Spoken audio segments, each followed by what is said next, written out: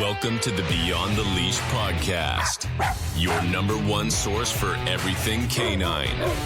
Eric Straetmans and Melissa Riley got you covered on the latest training tips, techniques, and more. No clicker training bullshit, constantly bribing with treats. Just balanced dog training that works. Now, here's your hosts, Eric and Melissa. Well, hello. Welcome to the maiden, the first. I don't know if we're going to call this the first episode or are we just going to call it the teaser episode or the pilot episode. The pilot episode sounds nice. Voyage, yes. Maiden voyage of the Beyond the Leash podcast.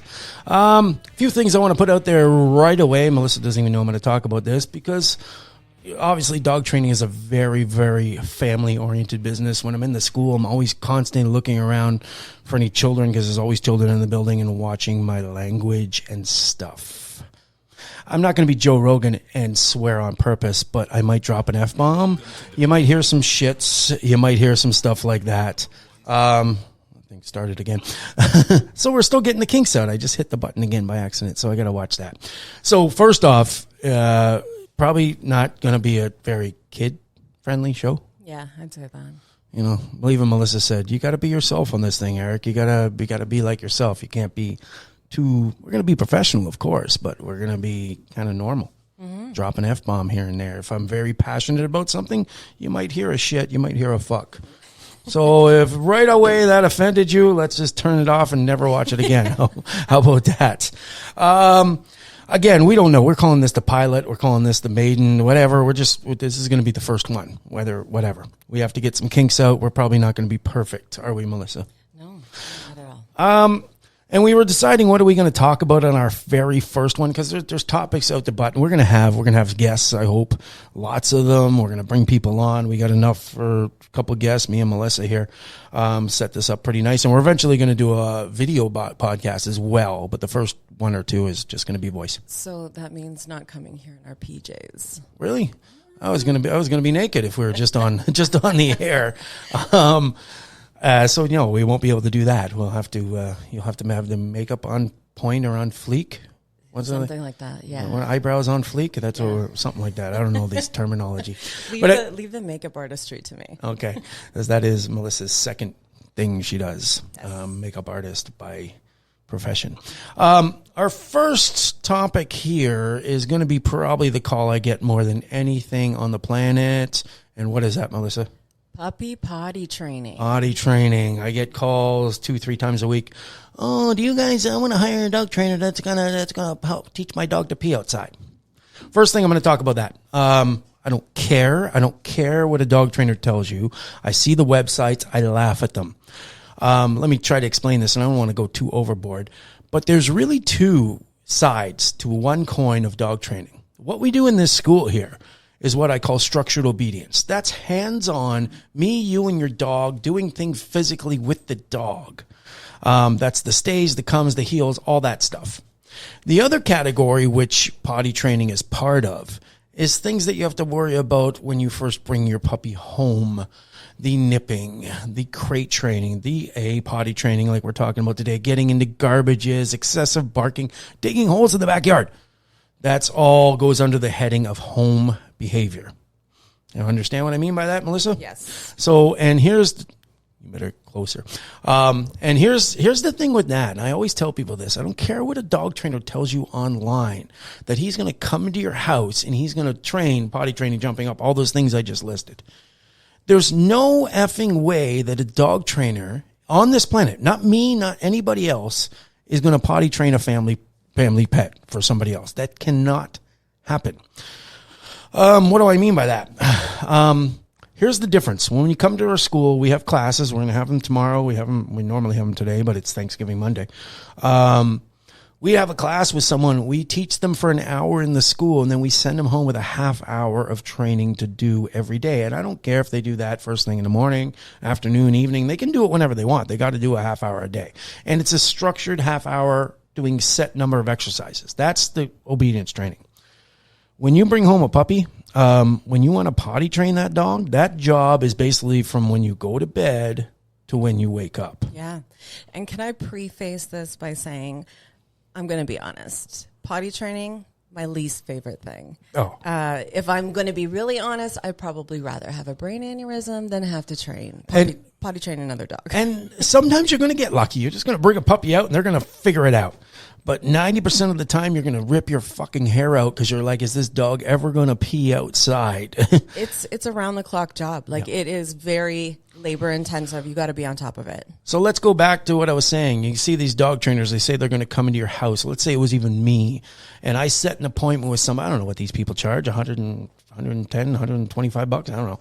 And I'm going to charge somebody 120 bucks to go into their house on a Monday night at 8 o'clock to teach their dog potty training. Or let's go over other behaviors. Nipping, let's say, because nipping is a huge problem half the time. Potty training. What other ones?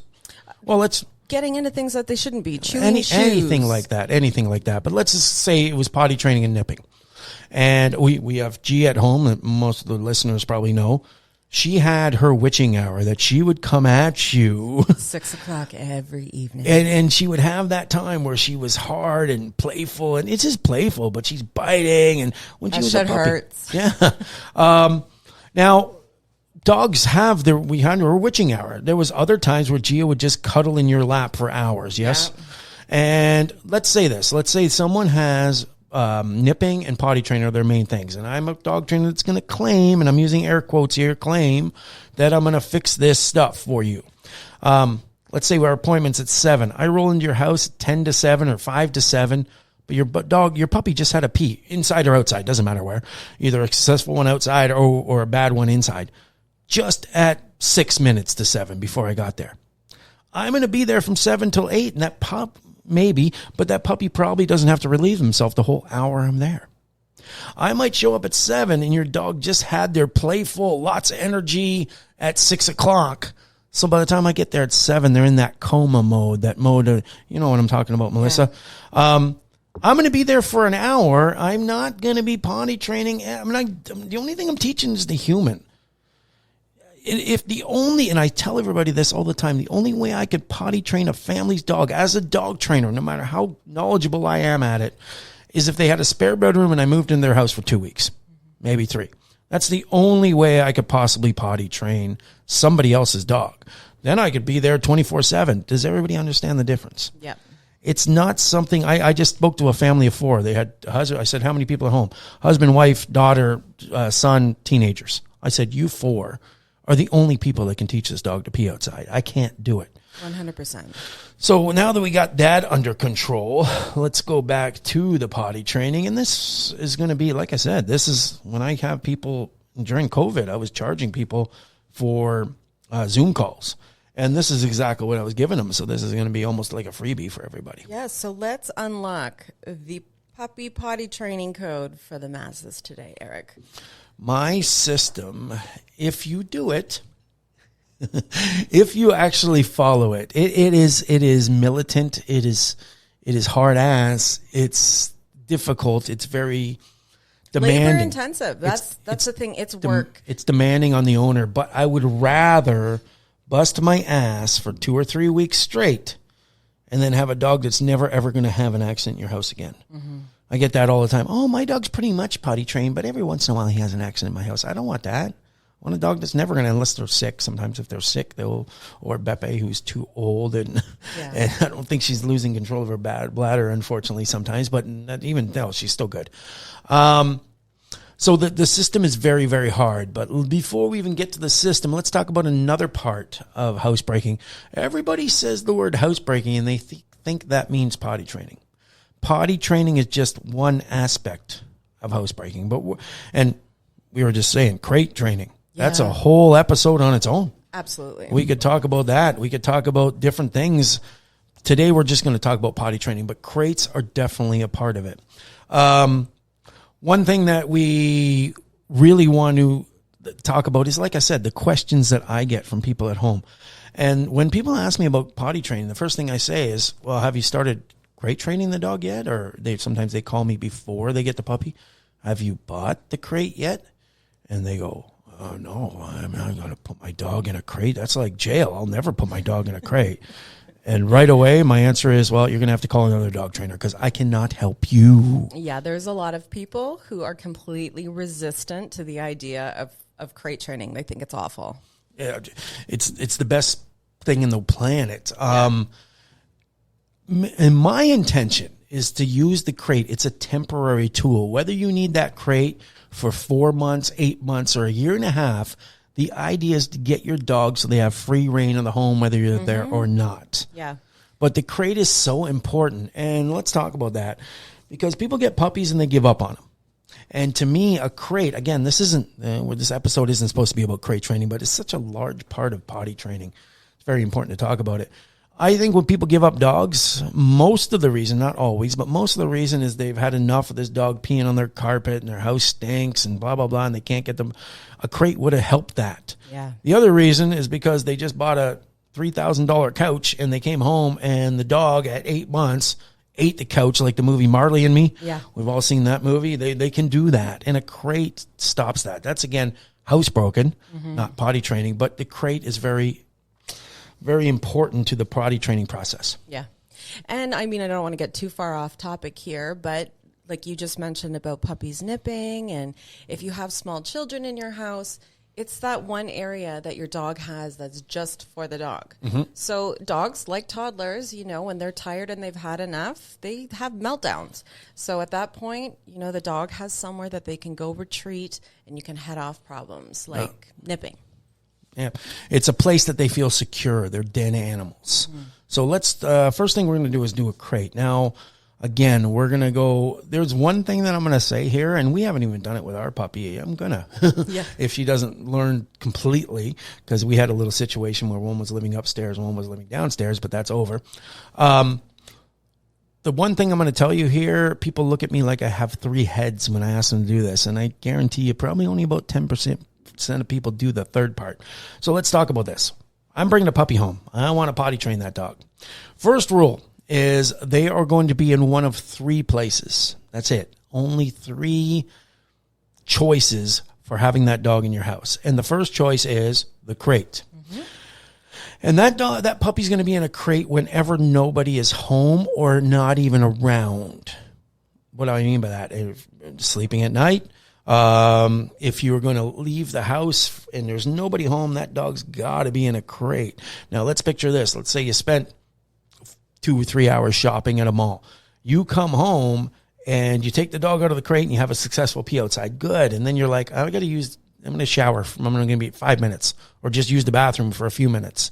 I'm okay. My puppy just peed. No, it's not okay. Yeah. That is the moment where you're going to come back and the dog has eaten your speaker wires behind the couch. Or they've urinated again. So this is a little issue, is that a puppy at 8 to 10 weeks physically has not learned how to fully empty their bladder. So if you get a successful pee outside and then people say, I brought him back in and he peed in the corner. So when you have a successful pee, you got to kind of linger around another 10 minutes outside. Chances are 9 times out of 10, puppy's going to pee again. And at that point, they've fully emptied their bladder. Yep. And there was a couple extra bonuses for that we'll talk about later. So the dog's in the crate when nobody's around or even can't pay attention. Even if you go into the car to get your groceries, you forgot. That's 40 seconds. It's 40 seconds that you're going to run into trouble. So dog's always in a crate. And we're going to use an example. I always like to use analogies. We're going to use a family of 4 because that's generally a big part of my clients. So we got mom, dad, 2 teenage kids, daughter, son.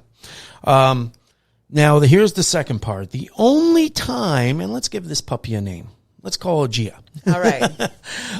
The only time Gia is allowed, or Fido or whoever, the only time your puppy is allowed to roam the house with freedom, complete freedom roaming the house, is when somebody in that home puts up their hand and says, okay, Dad, it's 6 o'clock. I got Gia until 8 o'clock.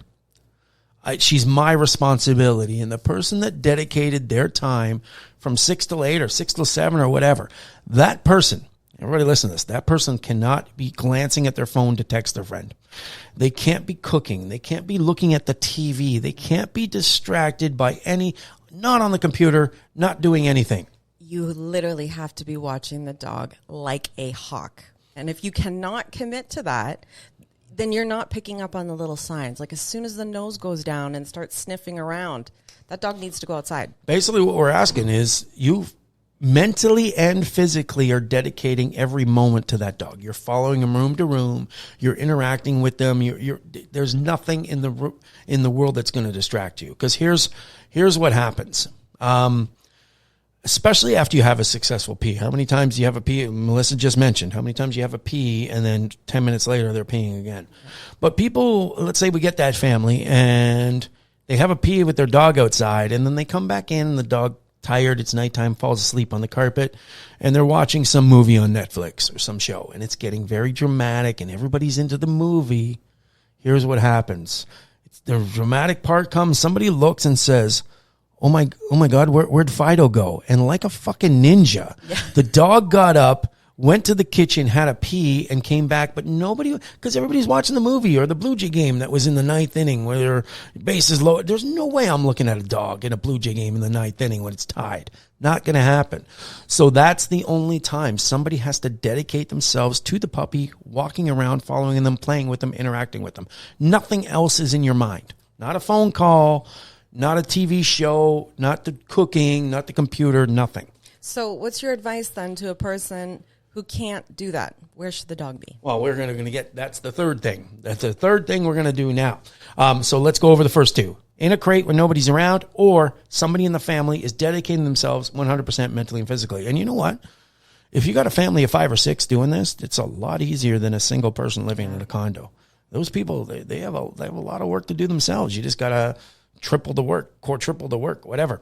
The last thing that place is going to be, and this is the one where people, Melissa, look at me like I got 3 heads, even when I say it on the phone. You've heard me say it probably 3,000 times.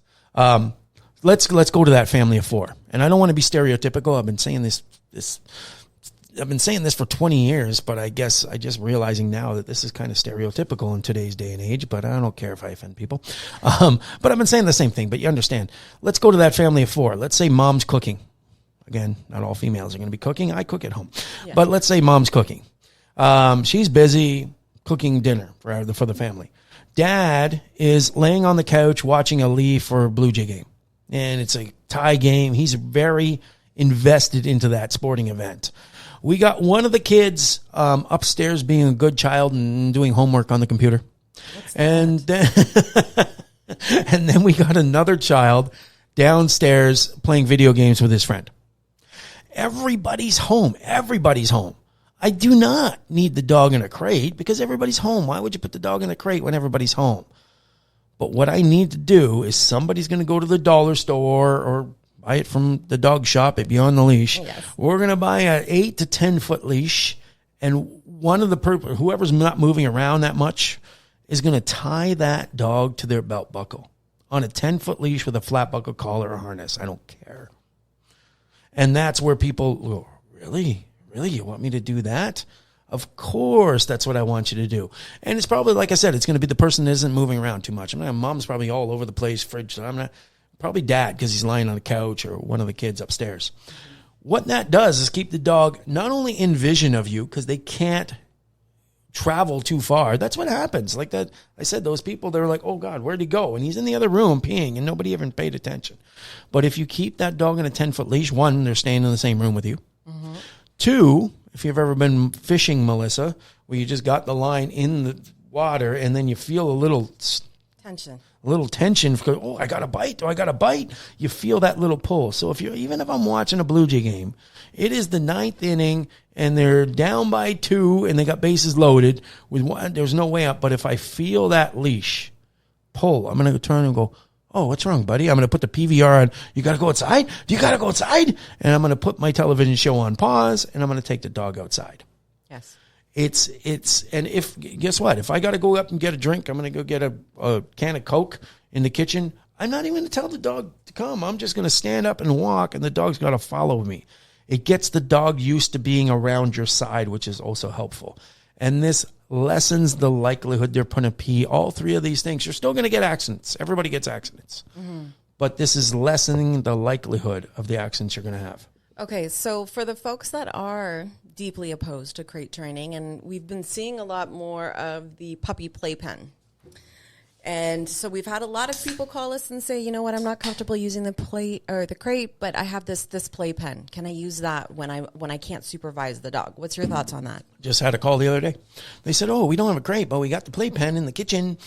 Here's the problem with the playpen. Dogs are naturally clean animals. Meaning, if you saw wolves, again, let's go back to the crate. Wolves are den animals. They descendants of wolves. They like small spaces, which is why they go under beds. So the crate's great for them.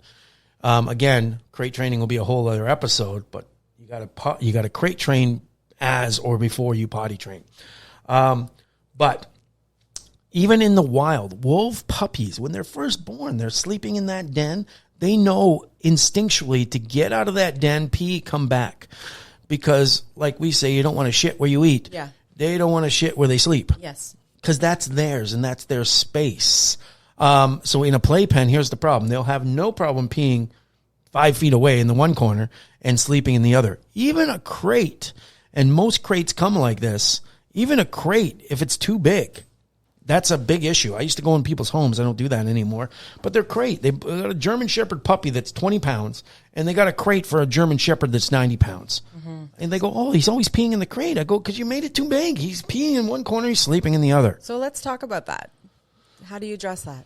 Well, most crates, and before I used to have to tell clients to make sure you find one. Almost all of them now, the crates that you buy, come with a divider. Mm-hmm. So let's say you have a dog that's going to be 80 pounds. You buy an 80-pound dog crate, but it comes with a divider that will grow with the puppy. And here's the key with the crate. This is, again, part of crate training, but kind of part of potty training. The crate should be no bigger for the dog to stand up, do a 360 turnaround comfortably, and lie back down. I mean inches. That's it. If you make it that big, they're going to try as hard as they can. They're still going to have accidents if you leave them too long or they just drank. But they're going to try as hard as they can not to defecate or urinate in that crate. Okay, so now let's talk about, is this myth or fact? Should your puppy have unlimited access to fresh water? Okay, that's huge. Probably the one thing that I absolutely, as soon as I say this, they were going okay with potty training. And then once I told them this, it fixed the whole thing. And remember, a lot of these rules that we give you, they're crazy, but once the potty training is over with, the rules are done. This is temporary. Temporary. Yeah. And I tell people, if it was just me, if I don't potty train a dog in 9 days, there's something wrong with me. Or there might be something medically wrong with the dog. Maybe they just have a medical issue where they can't hold it. But I'm doing it in 9 days. Food and water. Remember, this is just during potty training. You do not want to leave food and water down at all times. I like to give a puppy 3 to 4 feeding times throughout the day, and less at the end of the night because I'm going to try to get the dog to sleep through the night, but also water. I'm going to select 3 to 4 feeding times, and that's water times too. And I put it down, and if they don't eat or drink it, I'm taking it away after 5 minutes. That's all I'm giving them, Melissa, 5 minutes. I actually had a client call me, and they said they were trying to follow my system. And they said, "Eric, I just put down my I think it was a German Shepherd puppy. I just put down my puppy's food and water. It was like 7:30 a.m. He didn't eat any of it. And it's been 10 minutes now. Do I take it away?" I go, "Definitely take it away." He's like, "Really? Well, he's not going to be able to eat then." I go, "When's your next feeding time?" He goes, "Usually about 11:30. I go, "Well, he's going to remember that you took it away. And when you put it down next time, he's going to take that opportunity to eat and drink as much as he can." Yeah.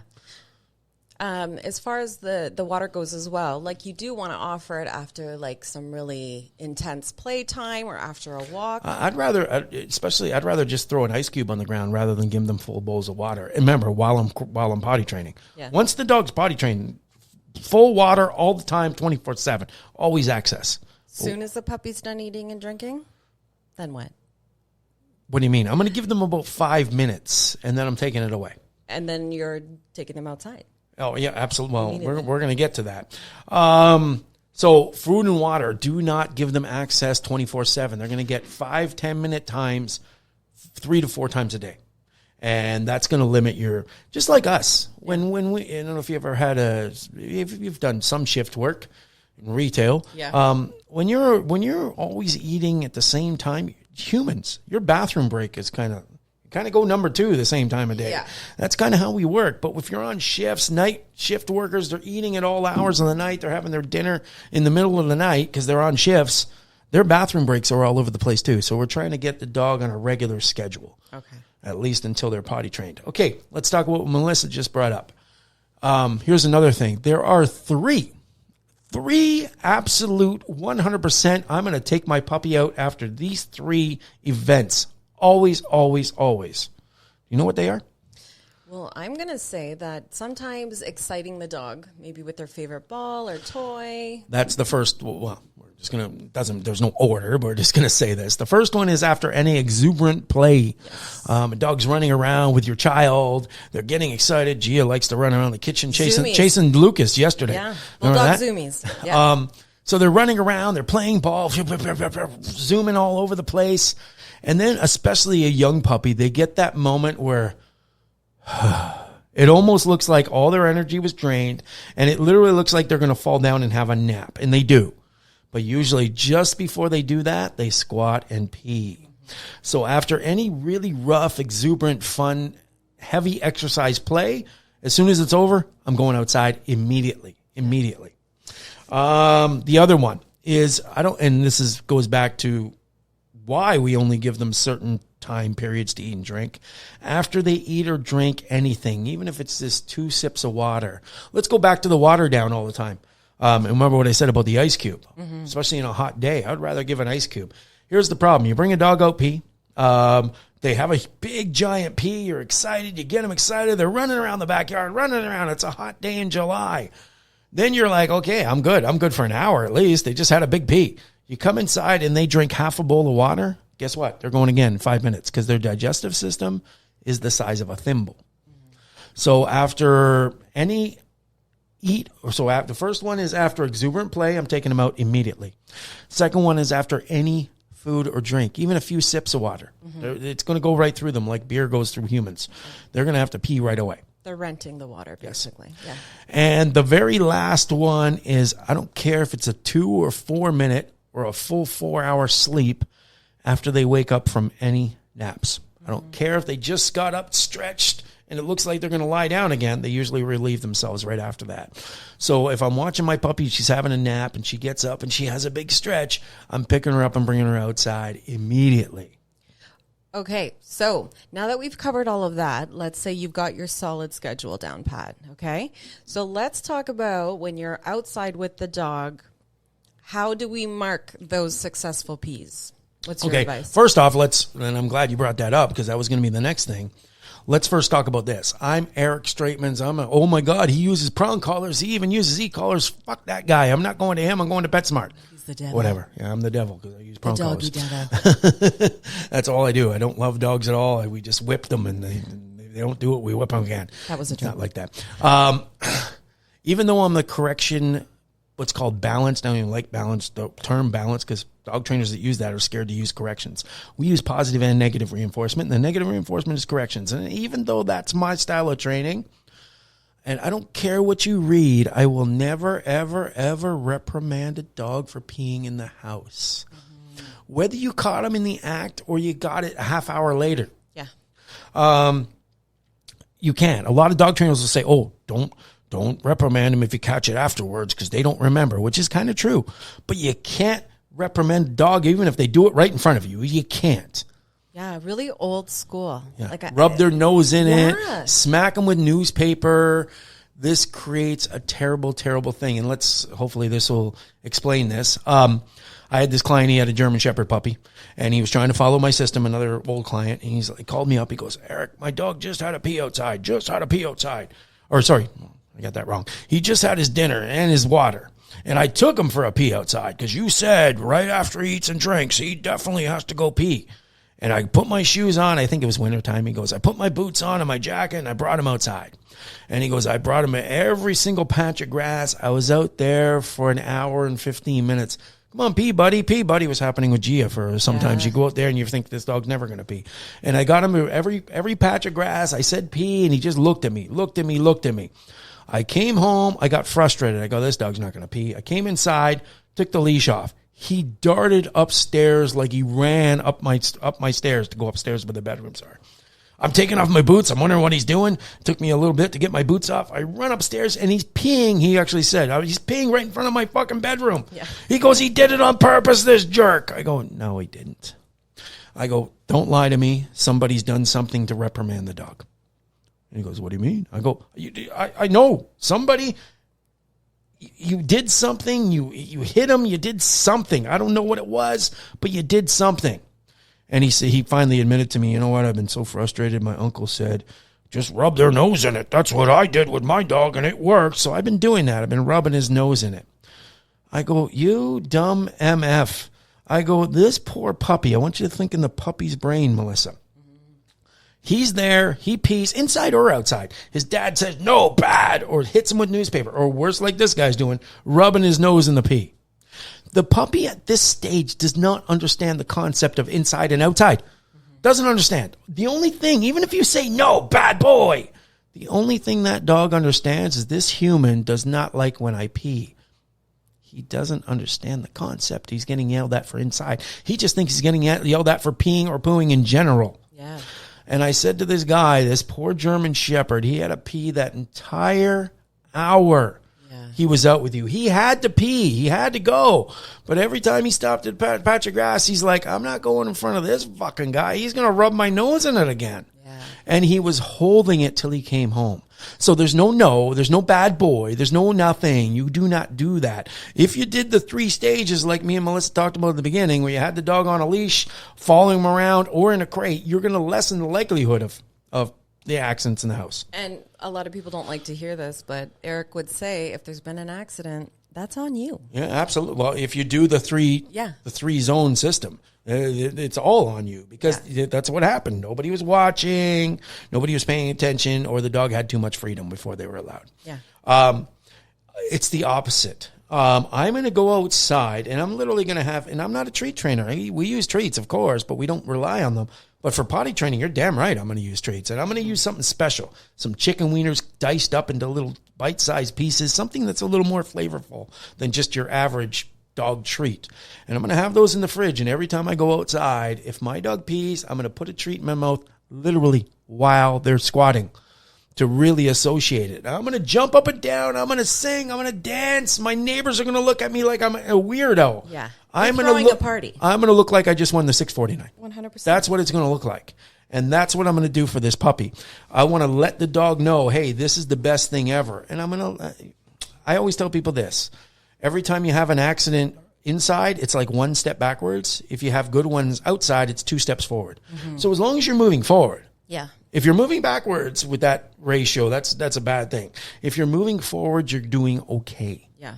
We also have, if people want a little bit more information on kind of how to schedule this, we do have a puppy training schedule that's available it's on the Instagram page. Yep. BTL Canine Training. So you can have a look at that and kind of you can tailor it to your schedule, of course, but it's going to be work. It's going to be work. Let's go over some other mistakes people make, because that's what a lot of these are, just mistakes.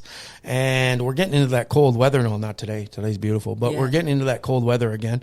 And myself, I always tell people, if you're worried about potty training, don't get a puppy in the winter. The last puppy I got was on December 23rd or something like that. It's really cold. Gia came to us in February. Apparently we're getting another one. Apparently we're getting another one. Yeah. Should be just around before Christmas, yes? Yeah. Dummies. Yeah. We're suckers for punishment. And the problem is I literally have to get mentally prepared. These breeds, we have micro bullies, and they're short coated, so they completely, especially as puppies, hate the cold weather. Yeah. But let's go back to that. Let's say you get up, and again, people are in different living situations, but I'm just kind of judging this by a person with a house or condo or whatever, and they have a fenced-in backyard in a townhouse, whatever. And you let that dog outside because you're in your underwear, it's 6 a.m, you have your house coat on, you're not dressed to go outside. Yeah. No, you have to get some clothing behind the back door. You got to go outside with that puppy every single time.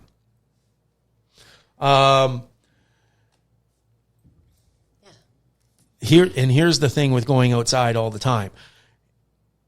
If if you ever, I know a lot of you know how we teach the recall, but what people do is, like I said, they're in their underwear. They open the sliding glass door, the back door, whatever.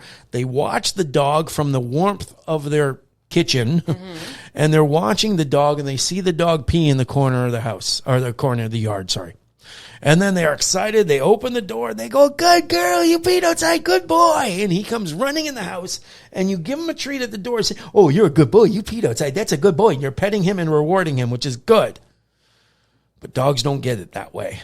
Remember when I said reward them as they're peeing?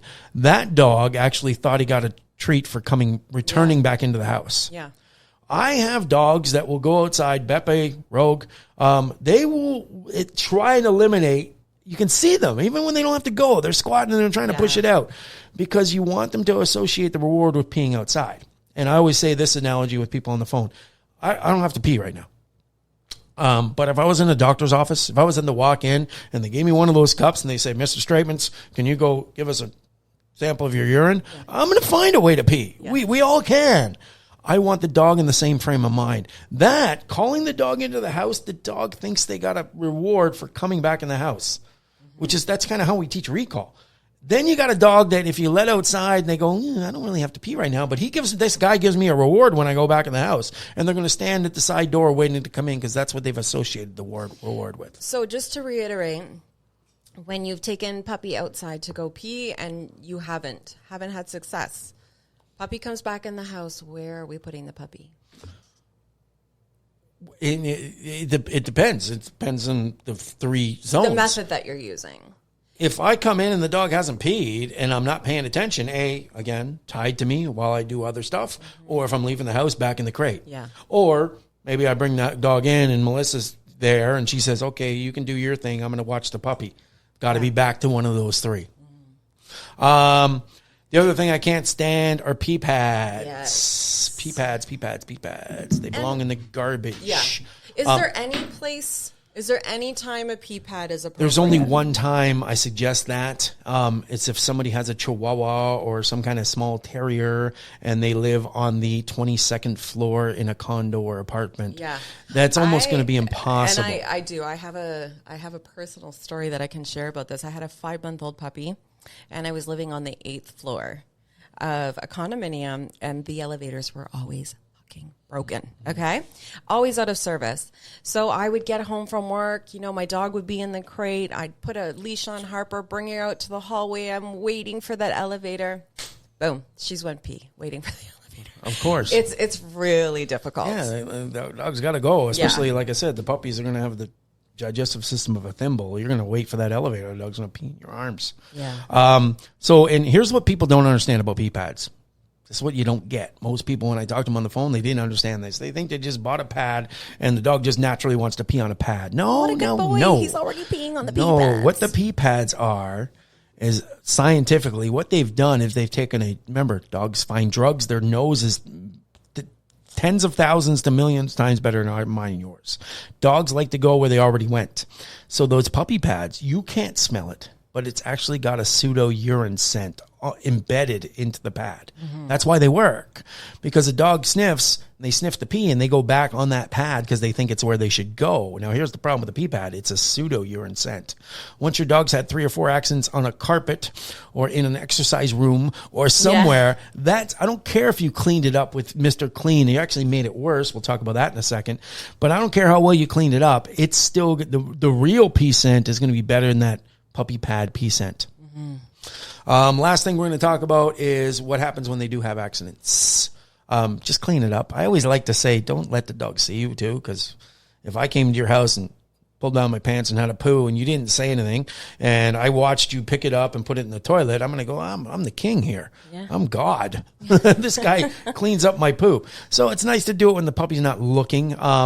But you have to go to the store and get what's called an enzyme-based cleaner. We used to have to tell people that because a lot of the cleaners weren't enzyme-based. I think pretty much all of them are now. I don't know. There are ones, exactly like you just said, that are specialized for pet stains that have have the enzyme. It'll say enzyme based. That's what it'll say. Some kind of enzyme. Anything with the word enzyme in it. Yeah. That's what I'm going to use. And if it's asked me to spray 3 sprays, screw that. I'm going to spray 20. I'm going to pour half the bottle on it. Yeah. Because I want to completely eliminate the odor. Because again, they're returning to that. Mm-hmm.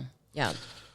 And just to finish up on the pee pad too, if you have potty trained using pee pads, it's a really tough habit to break. Well, the problem is you're teaching them to pee in the house. Yeah. And I just talked to somebody and they had an apartment. They go, I have an apartment. I go, do you ever plan to buy a house? Because this dog's going to be with you for 15 years. Yeah. Maybe you don't want the dog peeing in your pee pad in your home and you want to do it in the backyard. So let's just start right away. And if you do have a balcony attached, there are different options now. Sometimes they have fake grass, or sometimes you can even have real grass in a plastic tray on your balcony. So something like that's even better than having a pee pad.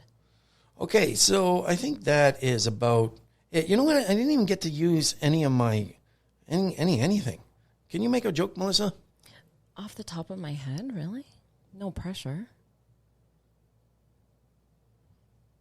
It's not working. Okay. Well, good thing we didn't need it. You're going to have to play with your buttons later. Oh, it is working. I just have the sound down. Maybe it's recording. Let's try that again. Okay. When I asked you to make a joke.